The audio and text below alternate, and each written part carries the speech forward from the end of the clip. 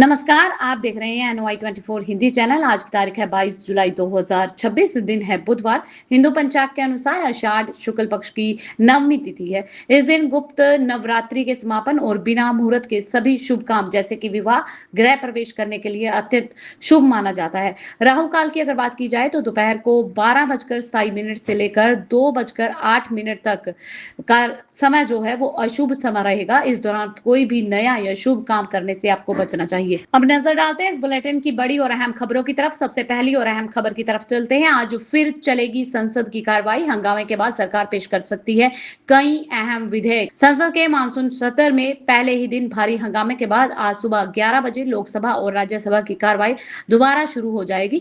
सरकार सदन को सुचारू रूप से चलाने के साथ कई अहम विधेयक पेश करने की तैयारी में भी है। इसमें वंदे मातरम के अपमान को दंडनीय बनाने का विधेयक और 131वां संविधान संशोधन विधेयक शामिल हो सकता है। इसमें लोकसभा सीटों की संख्या बढ़ाने, 33% तक महिला आरक्षण लागू करने का प्रस्ताव भी बताया जा सकता है।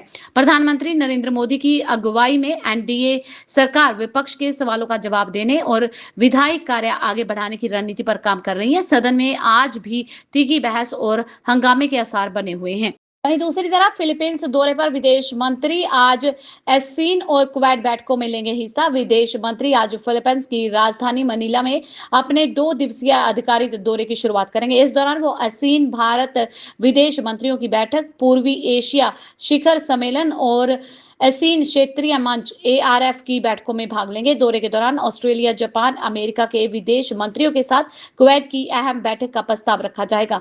माना जा रहा है कि क्षेत्रीय सुरक्षा, इंडो पैसिफिक सहयोग और आर्थिक साझेदारी जैसे प्रमुख मुद्दों पर चर्चा हो सकती है। भारत की एक्ट ईस्ट नीति को मजबूत करने की दिशा में यह दौरा अहम माना जा रहा है। वहीं दूसरी तरफ राष्ट्रपति द्रौपदी मुर्मू आज नॉर्थ मैसेडोनिया दौरे के अंतिम दिन पर हैं। द्विपक्षीय संबंधों पर रहेगा फोकस। राष्ट्रपति द्रौपदी मुर्मू आज अपने 3 देशों के आधिकारिक दौरे के दूसरे चरण में नॉर्थ मैसेडोनिया दौरे के अंतिम दिन पर विभिन्न राजनयिक कार्यक्रमों में हिस्सा लेंगी। यह किसी भी भारतीय राष्ट्रपति की नॉर्थ मैसेडोनिया की पहली ऐतिहासिक राजकीय यात्रा है। राष्ट्रपति के साथ केंद्रीय राज्य मंत्री निबुबिन जयंतीभाई भी आधिकारिक प्रतिनिधिमंडल में शामिल होंगे। इस दौरे का उद्देश्य दोनों देशों के बीच व्यापार, निवेश, शिक्षा व अन्य क्षेत्रों में सहयोग को मजबूती देना है। निर्धारित कार्यक्रम के अनुसार राष्ट्रपति आज दौरा पूरा करने के बाद रोमानिया की यात्रा के लिए रवाना हो जाएंगे। अगली बड़ी खबर की तरफ चलने से पहले एक छोटी सी रिक्वेस्ट है कि प्लीज चैनल को सब्सक्राइब कर ले या फॉलो कर ले, ताकि आप हमारे साथ इस चैनल को ग्रो करने में हमारी मदद कर सकें। चलिए बढ़ते हैं अगली बड़ी और अहम खबर की तरफ। पासपोर्ट वीजा टेंडर विवाद पर अगली खबर है। सुप्रीम कोर्ट के निर्देश के बाद नए टेंडर प्रक्रिया पर रहेगी सबकी नजर। पासपोर्ट वीजा और काउंसलर सेवाओं के आउटसोर्सिंग टेंडर विवाद में सुप्रीम कोर्ट ने दिल्ली हाई कोर्ट के फैसले में हस्तक्षेप करने से इनकार कर दिया है। अदालत ने केंद्र सरकार को निर्देश दिया कि अबू धाबी, कुवैत, सिंगापुर और कैनबरा स्थित भारतीय मिशनों के 3 महीने के भीतर नई और पारदर्शी टेंडर प्रक्रिया शुरू की जाए। कोर्ट ने साफ किया कि विदेशों में भारतीय नागरिकों को मिलने वाली सेवाओं में किसी भी तरह की बाधा नहीं आनी चाहिए। अब सरकार की अगली कार्रवाई और नई प्रक्रिया पर सबकी नजरें बनी हुई हैं। अब बात करते हैं नीट विवाद मामले की। नीट विवाद पर विपक्ष का सरकार पर दबाव जारी है। संसद में फिर हंगामे के आसार बने हुए हैं। नीट यूजी पेपर लीक विवाद को लेकर कांग्रेस और अन्य विपक्षी दल सरकार पर लगातार हमलावर कर रहे हैं। मंगलवार को राहुल गांधी और प्रियंका गांधी समेत विपक्षी नेताओं ने छात्रों के समर्थन में प्रदर्शन कर केंद्र सरकार से जवाब मांगा और शिक्षा मंत्री के इस्तीफे की मांग की है। बुधवार को संसद की कार्रवाई दोबारा शुरू होने पर इस मुद्दे पर विपक्ष के फिर से सरकार को घेरने और सदन में हंगामे के आसार बने हुए हैं। सरकार भी अपनी रणनीति के साथ जवाब देने की तैयारी में है, जिससे मानसून सत्र के दूसरे दिन राजनीतिक टकराव और तेज हो सकता है। वहीं दूसरी तरफ राहुल गांधी को मॉडल टाउन और प्रियंका को मंदिर मार्ग थाने ले गई पुलिस। पीएम आवास के बाहर से हटाई गई भीड़। नीट यूजी पेपर लीक और छात्रों पर पुलिस कार्रवाई के विरोध में कांग्रेस ने प्रधानमंत्री आवास की ओर मार्च करके प्रदर्शन किया। राहुल गांधी, प्रियंका गांधी, मल्लिकार्जुन खड़गे समेत कई विपक्षी नेता जो है पीएम आवास के पास धरने पर बैठे थे, जिसके बाद पुलिस ने उन्हें हिरासत में ले लिया। कांग्रेस ने सरकार पर छात्रों की आवाज को दबाने का आरोप लगाया है, जबकि प्रशासन ने सुरक्षा कारणों का हवाला देते हुए कार्रवाई की है। इस घटनाक्रम के बाद संसद से लेकर सड़क तक सियासी टकराव और तेज हो गया है। वहीं दूसरी तरफ राहुल गांधी की हिरासत के विरोध में धरने पर बैठ गए हैं सीएम सुक्खू। केंद्र सरकार के खिलाफ लगाए गए खूब नारे। दिल्ली में राहुल गांधी की हिरासत और छात्रों पर कथित लाठीचार्ज के विरोध में हिमाचल प्रदेश कांग्रेस ने शिमला में मुख्यमंत्री सुखविंदर सिंह सुक्खू के नेतृत्व में धरना प्रदर्शन किया। कांग्रेस नेताओं ने केंद्र सरकार पर लोकतांत्रिक अधिकारों के दमन का आरोप लगाते हुए केंद्रीय शिक्षा मंत्री धर्मेंद्र प्रधान के इस्तीफे की मांग दोहराई है। मुख्यमंत्री सुक्खू ने कहा कि शांतिपूर्ण प्रदर्शन कर रहे छात्रों पर बल प्रयोग अनुचित है। पूरे मामले की निष्पक्ष जांच होनी चाहिए। साथ ही उन्होंने छात्र और सामाजिक कार्यकर्ता सोनम वांगचुक के खिलाफ दर्ज मामलों को वापस लेने और बातचीत के जरिए विवाद सुलझाने की भी अपील की है। वहीं इस प्रतिक्रिया पर आपका आरोप लग रहा है। आपने कहा कि पीएम नरेंद्र मोदी ने राहुल को धरने पर बिठाया ताकि कमजोर हो सीजेपी का आंदोलन। आम आदमी पार्टी के सांसद संजय सिंह ने प्रधानमंत्री आवास के बाहर कांग्रेस के प्रदर्शन पर सवाल उठाते हुए उन्हें छात्र आंदोलन को कमजोर करने की कोशिश बताया। उन्होंने आरोप लगाया कि कांग्रेस का यह कदम नीट पेपर लीक के खिलाफ चल रहे मूल आंदोलन का ध्यान भटकाने वाला है। इससे बीजेपी के साथ जुगलबंदी करार दिया गया। वहीं कांग्रेस ने इन आरोपों को खारिज करते हुए कहा कि उनका प्रदर्शन छात्रों पर पुलिस कार्रवाई के विरोध में था। इस मुद्दे को लेकर विपक्षी दलों के बीच में सियासी बयानबाजी शुरू हो गई है। अब बात करते हैं सोनम वांगचुक की। सफदरजंग अस्पताल से डिस्चार्ज हुए सोनम वांगचुक आगे के इलाज के लिए उन्हें मेदांता शिफ्ट कर दिया गया। दिल्ली हाईकोर्ट के निर्देश के बाद सामाजिक कार्यकर्ता सोनम वांगचुक को सफदरजंग अस्पताल से गुरुग्राम के मेदांता अस्पताल में ट्रांसफर कर दिया गया है। अदालत ने उनकी स्वास्थ्य संबंधी चिंताओं को देखते हुए पसंद के अस्पताल में इलाज की अनुमति दे दी है, जिस पर केंद्र सरकार ने अभी तक कोई आपत्ति नहीं जताई। वांगचुक की मेडिकल निगरानी विशेषज्ञ डॉक्टरों की टीम करेगी। इसके सहयोगियों ने बताया कि इलाज के दौरान उनकी अनिश्चितकालीन भूख हड़ताल जारी रहेगी। वे अपनी मांगों पर कायम रहेंगे। वहीं दूसरी तरफ हिरासत में लिए गए प्रदर्शनकारियों की रिहाई के बाद सीजेपी ने वापस लिया दिल्ली पुलिस मुख्यालय के बाहर धरने का ऐलान। कांग्रेस जनता पार्टी ने दिल्ली पुलिस मुख्यालय के बाहर प्रस्तावित धरना वापस लेने का फैसला किया है। पार्टी प्रवक्ता सौरभ दास ने बताया कि हिरासत में लिए गए सभी प्रदर्शनकारियों की रिहाई के बाद यह निर्णय लिया गया है। इससे पहले सीजेपी ने आरोप लगाया था कि पुलिस ने शांतिपूर्ण प्रदर्शनकारियों पर बल का प्रयोग किया है। वकीलों को उनसे मिलने की अनुमति नहीं दी गई। संगठन ने सभी समर्थकों से शांति बनाए रखने की अपील करते हुए कहा कि आगे की रणनीति परिस्थितियों के अनुसार की जाएगी। बढ़ते हैं अगली बड़ी और अहम खबर की तरफ। संसद मार्च के बाद हाई अलर्ट पर दिल्ली नजर आ रही है। जंतर मंतर पर 5 लेयर जांच से मिल रही है एंट्री। संसद मार्च के दौरान हुए उपद्रव के बाद दिल्ली के जंतर मंतर और संसद मार्ग इलाके में सुरक्षा व्यवस्था और कड़ी कर दी गई है। प्रदर्शन स्थल पर प्रवेश के लिए बहुस्तरीय बैरिकेडिंग, पहचान पत्र और सामान की सघन जांच की जा रही है, जबकि ड्रोन, सीसीटीवी और सादे कपड़ों में पुलिस कर्मियों के जरिए लगातार निगरानी रखी हुई है। संसद सत्र, वीवीआईपी मूवमेंट और प्रदर्शन के चलते संसद मार्ग, जनपथ, अशोका रोड समेत कई प्रमुख मार्गों पर यातायात प्रभावित रहा। पुलिस ने लोगों से वैकल्पिक मार्ग यानी कि अल्टरनेटिव मार्ग अपनाने की अपील की है और किसी भी अप्रिय स्थिति से निपटने के लिए अतिरिक्त सुरक्षा बल तैनात किए गए हैं। अगली बड़ी खबर सीएम योगी से रिलेटेड। श्रावस्ती में सीएम योगी का विपक्ष पर हमला। 396 करोड़ की विकास परियोजनाओं की सौगात दी। उत्तर प्रदेश के मुख्यमंत्री योगी आदित्यनाथ ने श्रावस्ती में 396 करोड़ रुपए से अधिक की 83 विकास परियोजनाओं का लोकार्पण और शिलान्यास किया है। इस दौरान उन्होंने समाजवादी पार्टी और कांग्रेस पर निशाना साधते हुए कहा कि पिछली सरकारों ने महाराजा सुहेलदेव की विरासत की अनदेखी की है, जबकि उनकी सरकार सांस्कृतिक धरोहर और विकास दोनों को प्राथमिकता दे रही है। मुख्यमंत्री ने कानून व्यवस्था, भ्रष्टाचार और भर्ती प्रक्रिया को लेकर भी विपक्ष पर हमला बोला और दावा किया कि प्रदेश में अब बिना सिफारिश के युवाओं को रोजगार और आम जनता को सरकारी योजनाओं का लाभ मिल रहा है। उन्होंने श्रावस्ती को 4 लेन कनेक्टिविटी और बेहतर बुनियादी ढांचे से जोड़ने का भरोसा भी दिया। वहीं दूसरी तरफ यूपी चुनाव 2027 में बीजेपी का चेहरा सीएम योगी होंगे या नहीं, पंकज चौधरी ने दिए इसके संकेत। उत्तर प्रदेश बीजेपी अध्यक्ष पंकज चौधरी ने कहा कि 2027 विधानसभा चुनाव किसके नेतृत्व में लड़ा जाएगा, इसका फैसला पार्टी का पार्लियामेंट बोर्ड करेगा। उन्होंने भरोसा जताया कि एनडीए पहले से अधिक सीटों के साथ सरकार बनाएगी। राम जन्मभूमि ट्रस्ट में कथित चंदा गड़बड़ी पर उन्होंने कहा कि दोषियों के खिलाफ सख्त कार्रवाई की जा रही है। भविष्य में ऐसी घटनाओं को रोकने के लिए नई व्यवस्था बनाई जा रही है। वहीं नीट पेपर लीक मामले में उन्होंने कहा कि सरकार दोषियों को कड़ी सजा दिलाने के लिए प्रतिबद्ध है और शिक्षा मंत्री धर्मेंद्र प्रधान के इस्तीफे की मांग को खारिज कर दिया गया। वहीं योगी कैबिनेट का बड़ा फैसला सामने आया। यूपी रोडवेज के बेड़े में शामिल होंगी 250 नई इलेक्ट्रिक बसें। मुख्यमंत्री योगी आदित्यनाथ की अध्यक्षता में हुई कैबिनेट बैठक में उत्तर प्रदेश रोडवेज के लिए 250 नई इलेक्ट्रिक बसों की खरीद को मंजूरी मिल गई है।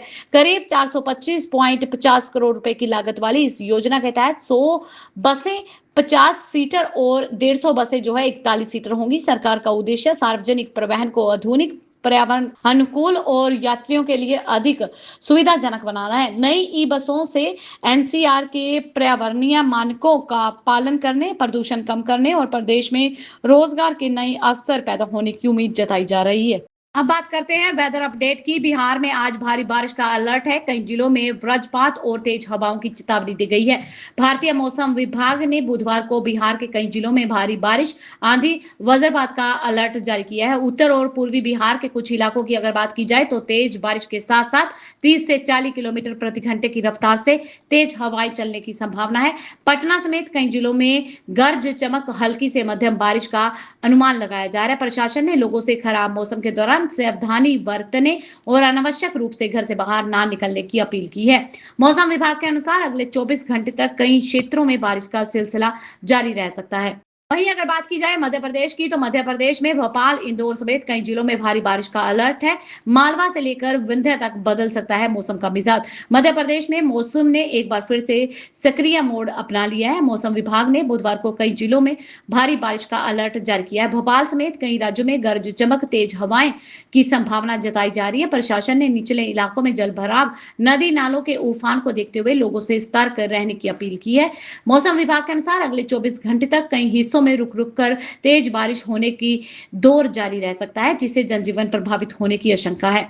वहीं देश भर की अगर बात की जाए तो देश भर में मानसून का असर जारी रहेगा। कई राज्यों में भारी बारिश का अलर्ट है। पहाड़ी इलाकों में बड़ा है खतरा। भारत के कई हिस्सों में मानसून सक्रिय बना हुआ है और मौसम विभाग ने कई राज्यों में भारी बारिश का लिए चेतावनी जारी की है। हिमाचल प्रदेश और जम्मू कश्मीर के कुछ इलाकों में लैंडस्लाइडिंग, फ्लैश फ्लड का खतरा बना हुआ है, जबकि दिल्ली, एनसीआर, पंजाब, हरियाणा, उत्तर प्रदेश में तेज बारिश और आंधी की संभावना जताई जा रही है। लगातार बारिश के कारण कई शहरों में जल भराव और यातायात प्रभावित होने की आशंका भी है। मौसम विभाग ने लोगों से अनावश्यक यात्रा करने से बचने और प्रशासन की एडवाइजरी का पालन करने की अपील की है। अब बात करते हैं सिक्किम सुरंग हादसे के बारे में। लैंडस्लाइडिंग के बाद 10 मजदूरों की मौत हो गई। कई के फंसे होने की आशंका जताई जा रही है। इसके लिए रेस्क्यू अभियान चलाया जा रहा है। सिक्किम के नामची जिले में त्रिस्ता स्टेज 6 हाइड्रो इलेक्ट्रिक परियोजनाओं की निर्माणाधीन सुरंग पर लैंडस्लाइडिंग के बाद बड़ा हादसा हो गया। प्रशासन ने 10 मजदूरों की मौत की पुष्टि कर दी है, जबकि कई अन्य के सुरंग में फंसे होने की आशंका के बीच में राहत और बचाव कार्य चल रहा है। सुरंग में संभावित मीथेन गैस रिसाव के कारण रेस्क्यू ऑपरेशन चुनौतीपूर्ण बना हुआ है। कुछ बचाव कर्मियों की तबीयत भी बिगड़ने की सूचना मिली है। एनडीआरएफ, एसडीआरएफ, पुलिस और विशेष रेस्क्यू टीमें गैस रोधी उपकरणों के साथ मजदूरों तक पहुंचने का प्रयास कर रही हैं। बढ़ते हैं इस बुलेटिन की अगली बड़ी और अहम खबर की तरफ। पंजाब कांग्रेस विवाद से हिमाचल में लटका कैबिनेट विस्तार। पीएसी मीटिंग स्थगित कर दी गई। वेणुगोपाल नहीं आएंगे, राजनीतिक नियुक्तियों में देरी हो सकती है। हिमाचल प्रदेश कांग्रेस की प्रस्तावित पॉलिटिकल अफेयर्स कमेटी जो है उसकी बैठक को फिलहाल स्थगित कर दिया गया, जिससे राज्य में लंबे समय से चर्चा चल रही है। मंत्रिमंडल विस्तार पर अनिश्चितता बढ़ गई है। मीडिया रिपोर्ट्स के मुताबिक पंजाब कांग्रेस से जुड़े विवाद के कारण पार्टी नेतृत्व की प्राथमिकताएं बदल गई हैं। वरिष्ठ नेता केसी वेणुगोपाल का दौरा भी टल गया है। अब पीएसी की नई तारीख बाद में तय की जाएगी, जिसके बाद ही कैबिनेट विस्तार और राजनीतिक नियुक्तियों पर फैसला होने की उम्मीद है। अगली बड़ी खबर केरल से आ रही है, जहां वक्फ संशोधन कानून पर केरल में सियासी घमासान चल पड़ा है। कांग्रेस के रुख से आईयूएमएल नाराज है। केरल में वक्फ संशोधन कानून को लेकर राजनीतिक विवाद तेज हो गया है। इंडियन यूनियन मुस्लिम लीग ने कांग्रेस नेता वीडी सतीशन के रुख पर नाराजगी जताते हुए कानून का खुलकर विरोध किया है। मुस्लिम संगठनों का आरोप है कि संशोधित कानून वक्फ बोर्ड की स्वायत्तता को प्रभावित करता है और इसके कुछ प्रावधानों को सुप्रीम कोर्ट में चुनौती भी दी गई है। इस मुद्दे पर विपक्षी गठबंधन के भीतर मतभेद खुलकर सामने आने लगा है, जिससे राज्य की राजनीति में नई हलचल पैदा हो गई है। अगली बड़ी खबर झारखंड से आ रही है, जहां एसपी ऑफिस के सामने चली गोली, ठेकेदार के बॉडीगार्ड ने साथी को उतारा मौत के घाट और मौके पर हड़कंप मच गया। झारखंड के चतरा जिला मुख्यालय में एसपी कार्यालय के सामने दिन दिहाड़े एक निजी बॉडीगार्ड ने अपने ही साथी को गोली मारकर उसकी हत्या कर दी। मृतक अतुल कुमार और आरोपी बलबीर सिंह दोनों ही बिहार के रहने वाले थे। ठेकेदार रोकी यादव की सुरक्षा में उन्हें तैनात किया गया था। पुलिस के अनुसार किसी बात को लेकर दोनों के बीच में विवाद हुआ, जिसके बाद आरोपी ने सिर में उसे गोली मार दी। घटना के तुरंत बाद पुलिस ने आरोपी को हथियार सहित गिरफ्तार कर लिया। शव को पोस्टमार्टम के लिए भेज दिया गया। फिलहाल हत्या के कारणों की जांच की जा रही है। नजर डालते हैं अगली बड़ी और अहम खबर की तरफ। डीजीपी अनुराग के निधन से त्रिपुरा ने ईमानदार और कर्तव्यनिष्ठ पुलिस अधिकारी खोया, सीएम मानिक साहा ने कहा। त्रिपुरा के पुलिस महानिदेशक डीजीपी अनुराग धनखड़ के निधन पर पूरे राज्य में शोक की लहर है। मुख्यमंत्री मानिक साहा ने उन्हें एक ईमानदार, समर्पित और कर्तव्यनिष्ठ पुलिस अधिकारी बताते हुए कहा कि उनके निधन से त्रिपुरा ने एक उत्कृष्ट अधिकारी को खो दिया है। अनुराग धनखड़ का शव पुलिस मुख्यालय स्थित उनके कार्यालय में स्थगित परिस्थितियों में मिला है, जिसके बाद मामले की जांच जारी है। सरकार ने उन्हें श्रद्धांजलि देते हुए राजकीय सम्मान के साथ अंतिम विदाई की व्यवस्था की है। अगली बड़ी खबर मध्य प्रदेश से आ रही है। यहाँ यूसीसी विधानसभा से पारित हो गई है। सीएम बोले, मध्य प्रदेश के इतिहास में जुड़ा स्वर्णिम अध्याय, चौथा राज्य बना है एमपी। मध्य प्रदेश विधानसभा ने समान नागरिकता संहिता यूसीसी विधेयक 2026 को पारित कर दिया है। मुख्यमंत्री मोहन यादव ने इसे प्रदेश के इतिहास का ऐतिहासिक कदम बताते हुए कहा कि इससे महिलाओं को उत्तराधिकार, विवाह, संपत्ति जैसे मामलों में समान अधिकार मिलेंगे। एक से अधिक विवाह को अपराध माना जाएगा। विधेयक में लिविंग रिलेशनशिप से जुड़े प्रावधान भी शामिल किए गए हैं। अब यह विधेयक राष्ट्रपति की मंजूरी के लिए भेजा जाएगा, जिसके बाद कानून के रूप में इसे लागू कर दिया जाएगा। इसके साथ ही मध्य प्रदेश विधानसभा से यूसीसी प्राप्त करने वाला देश का चौथा राज्य बन जाएगा। अगली बड़ी खबर मुजफ्फरपुर से आ रही है, जहां एमआईटी मुजफ्फरपुर में बीटेक की 83% सीटें भर गई हैं। अब बची हैं 92 सीटों पर बीसीई से होगा दाखिला। Muzaffarpur institute of technology MIT में जेई मेन के दूसरे चरण की काउंसलिंग के बाद बीटेक की 83% से अधिक सीटों पर दाखिला पूरा हो चुका है। 2 दिनों में कुल 318 छात्रों ने विभिन्न इंजीनियरिंग शाखाओं में प्रवेश लिया है। इसमें कंप्यूटर साइंस सबसे अधिक पसंद की गई है। अब संस्थान में सिर्फ 92 सीटों पर बिहार संयुक्त प्रवेश प्रतियोगिता यानी कि बीसीई के परिणाम के आधार पर नामांकन होगा। इस साल की पहली बार शुरू हुई मैथमेटिक्स एंड कंप्यूटिंग ब्रांच को भी छात्रों का अच्छा प्रतिसाद मिला है। अब बात करते हैं राजस्थान सरकार की। आयुष्मान योजना का बड़ा विस्तार किया जाएगा। अब दूसरे राज्यों में भी 25 लाख तक मिलेंगे कैशलेस इलाज। राजस्थान सरकार ने मुख्यमंत्री आयुष्मान आरोग्य योजना के तहत पात्र परिवारों के लिए बड़ी राहत दी है। अब आउटबाउंड इंटरस्टेट पोर्टेबिलिटी के जरिए लाभार्थी देश के अन्य राज्यों में भी पीएमजे से जुड़े अस्पतालों में सालाना 25 लाख तक का कैशलेस इलाज करा सकेंगे। पिछले 6 महीने में 30,000 से अधिक लोगों ने इस सुविधा का लाभ उठाया है। योजना में कैंसर, हृदय रोग, किडनी, अंग प्रत्यारोपण समेत 2179 उपचार पैकेज शामिल है। सरकार का कहना है कि इस पहल से जरूरतमंद मरीजों को राज्य से बाहर भी बिना आर्थिक बोझ के बेहतर इलाज मिल सकेगा। अगली बड़ी खबर हिमाचल प्रदेश से आ रही है, जहां हिमाचल में पानी की हर बूंद बचाने के लिए जन अभियान चल रहा है। सरकार ने जिलों को दिए बड़े निर्देश। हिमाचल प्रदेश में बदलते मौसम और बढ़ते जल संकट के बीच राज्य सरकार आज जल संचय जन भागीदारी कैच द रेन 2026 अभियान के तहत जल संरक्षण कार्यों की प्रगति की समीक्षा करेगी। बैठक में वर्षा जल संचय, पारंपरिक जल स्रोतों के संरक्षण, भूजल पुनर्भरण और विभिन्न सरकारी योजनाओं के समापन पर चर्चा होगी। सरकार का लक्ष्य जल संरक्षण को जन भागीदारी के माध्यम से व्यापक जन आंदोलन का रूप देना है।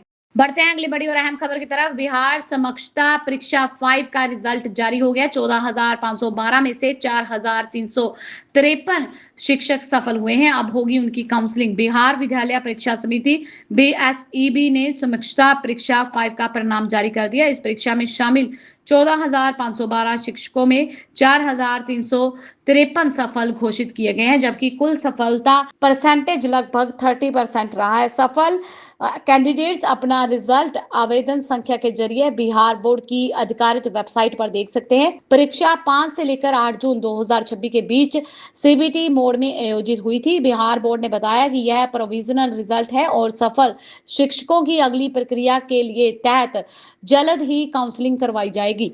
अब बात करते हैं मिडल ईस्ट की। तो स्टेट ऑफ हॉर्मुज पर कब्जा नहीं कर सकता अमेरिका, विशेषज्ञों ने ट्रंप की खिंचाई की और ईरान की ताकत को सराहा।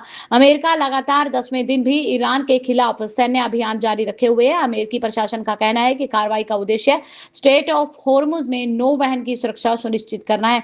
वहीं रक्षा विशेषज्ञों का मानना है कि केवल हवाई हमलों के दम पर इस रणनीतिक क्षेत्र पर प्रभावी नियंत्रण स्थापित करना बेहद कठिन होगा। इसके लिए बड़े पैमाने पर जमीनी सैन्य अभियान की आवश्यकता पड़ सकती है। माहिरों का कहना है कि यदि संघर्ष लंबा खिंचता है तो इसका असर वैश्विक ऊर्जा आपूर्ति और क्षेत्रीय सुरक्षा पर पड़ सकता है। अगर आप भी आईफोन खरीदने की सोच रहे हैं तो ये खबर आपके लिए एक अच्छी खबर साबित हो सकती है, क्योंकि आईफोन 17 प्रो पर बड़ी छूट मिलने वाली है। खरीदने का अच्छा मौका है। एप्पल के आईफोन 18 प्रो लॉन्च होने से पहले आईफोन 17 प्रो पर आकर्षक ऑफर मिल सकता है। भारत में 1,34,900 रुपए की शुरुआती कीमत पर लॉन्च हुआ यह फोन फिलहाल क्रोमा पर 256 GB वेरिएंट के 1,29,490 रुपए में उपलब्ध है। वहीं एसबीआई, आईसीआईसीआई और एक्सिस बैंक के चुनिंदा क्रेडिट कार्ड ईएमआई पर अगर देखा जाए तो 4,000 रुपए की अतिरिक्त छूट भी मिल सकती है। आईफोन 17 प्रो में A19 pro chip, 6.3 inch promotion OLED display है और 48 मेगापिक्सल ट्रिपल कैमरा सिस्टम जैसे फीचर दी गई। ये ऑफर सीमित समय के लिए है, इसलिए खरीदारी से पहले कीमत और बैंक ऑफर की पुष्टि करना बेहतर रहेगा। नजर डालते हैं अगली बड़ी और अहम खबर की तरफ। पेपर लीक मुद्दे पर कांग्रेस का विधानसभा में धरना, हंगामे के बीच यूसीसी समेत 8 विधेयक पारित कर दिए गए। मध्य प्रदेश विधानसभा के मानसून सत्र के दूसरे दिन यूसीसी विधेयक को लेकर सत्ता पक्ष और विपक्ष के बीच में तीखी नोकझोंक शुरू हो गई है। कांग्रेस ने बिल को प्रवर समिति के पास भेजने और ओबीसी आरक्षण सहित अन्य मुद्दों पर चर्चा की मांग की है, जबकि पेपर लीक मामले पर चर्चा नहीं होने से नाराज कांग्रेस विधायकों ने मुख्यमंत्री कक्ष के बाहर धरना दिया। विपक्ष के हंगामे और कार्रवाई 2 बार स्थगित होने के बावजूद सरकार ने समान नागरिक संहिता यूसीसी सहित 8 महत्वपूर्ण विधेयक सदन से पारित करा दिए हैं। ये थी अब तक की मुख्य और बड़ी खबरें। ऐसी और खबरें जानने के लिए चैनल को सब्सक्राइब कर ले, बेल आइकन को प्रेस कर ले, ताकि आपसे आने वाली खबरें मिस ना हो। मिलते हैं अगली वीडियो में, तब तक के लिए खुश रहें, सुरक्षित रहें, हम यही दुआ करते हैं। धन्यवाद जी।